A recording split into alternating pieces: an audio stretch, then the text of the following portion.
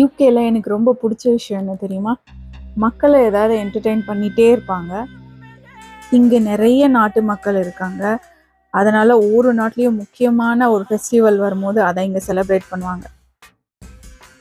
இப்போ நீங்கள் பார்க்குற ஈவெண்ட் வந்து ஒரு கேஷுவலான சம்மர் ஈவெண்ட். இதில் mostly Africans, South Americans, Europeans and Caribbeans இவங்களோட மியூசிக், டான்ஸ் அண்ட் அவங்களோட காஸ்டியூம்ஸ், அவங்களோட யூனிக் டேலண்ட்ஸ் இதெல்லாம் ஷோகேஸ் பண்ணாங்க.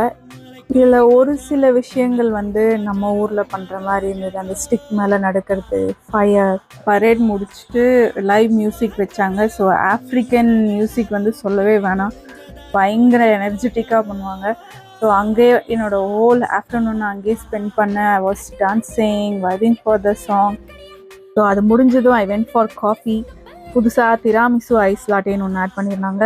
ஸோ அது டேஸ்ட் பண்ணேன். It was so good and refreshing after a long day. So அங்கேயே ஒரு 2 இங்கிலீஷ் ரீல்ஸ் எடுத்துகிட்டு ஒரு குட்டி ஷாப்பிங் போயிட்டு, ஸோ ஃபார் மை டின்னர் நான் நேபாளிஸ் ரெஸ்டாரண்ட்டில் போயிட்டு கொஞ்சம் மோமோஸ் வாங்கிட்டேன்.